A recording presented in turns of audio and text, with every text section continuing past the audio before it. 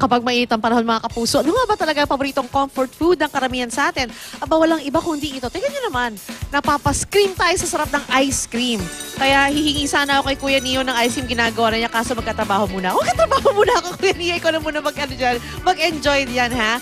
Okay, ayan. Ang sarap pakinggan niya. Pag narinig ko yung bell na yan, lumalabas ako agad ng bahay para kumain. Pero, syempre, apart from sorbetes, so, eto ngayon ang ginagawa ng iba sa bahay, no? Homemade ice cream na. Pero, yung mga ayaw kasi lumabas ng bahay, they wanna do it themselves para they know the basic ingredients. Anyway, kasama po natin ngayon si Chef Edward Mateo. So, welcome back. Okay, so ano ang kailangan natin para makagawa ng homemade ice cream? Okay. Okay. Combine lang natin ng cream at milk. Okay. Gano'ng karami yan? Siyempre may problema tayo. Kung di natin alam ang ratio, baka maging masyado matubig. Ito ay 1 and 1.5 cup of cream, and then 1 and 1/3 cup of milk, and then half cup of sugar. Yung sugar, dito natin siya ilalagay sa isang bowl, tsaka yung yolk. So hindi natin siya lulutuin. Huli natin siya kapag kumukulo na yung cream and milk natin, siya natin siya ilalagay para hindi maluto masyado yung yolk natin. Okay. So ano flavor gagawin natin ngayon? So we have avocado and mango, but here we have cheese, cookies and cream and mango, homemade. So basically, kahit anong flavors ang gusto kong gawin pag homemade, pwede. Yes, pwede. I-infuse mo lang naman yung flavor eh. And that's it. That's very fresh. Would you say na mas maganda kung fresh fruits or pwede yung mga galing sa lata? Sige lang. Mas masarap yung fresh fruit kasi mas yung bumbuo yung flavor niya eh. Hindi katulad nung nasa can, merong artificial na. Okay, so pwede rin also, if I want yung mga crushed cookies ko sa bahay para magamit, sayang naman, tinatapon ng mga bata. You can use Graham or your favorite cookies, chocolate chips cookies. Pwede yan. Paano kung may natirang cheesecake sa bahay kasi hilig ko sa cheesecake?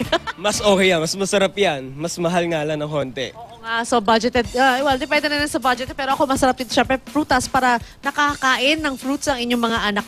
Nang hindi nila alam minsan, di ba? It's natural. Okay, so and then after that? Then after nan, kung kumukulo na to, so ilalagay na natin yung ating milk, yung ating yolk and sugar. Okay? Gaano katagal naman yan na kailangan? Talagang kailangan panay-panay yung pagka... Kapag hindi mo hinalo na hinalo, magbubuo yung yolk mo. Maluluto. Magiging scrambled egg. Scrambled egg. And then that's it. Okay na siya. And then how long exactly are we gonna do that? Kahit ano lang siya, kahit mga 15 minutes, okay na siya.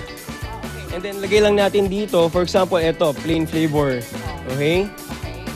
So, kung meron namang gusto mong flavor, you said plain flavor lang to, pero kung gusto mo infuse, kailan mo siya i-infuse? Mango. If you want to put mango.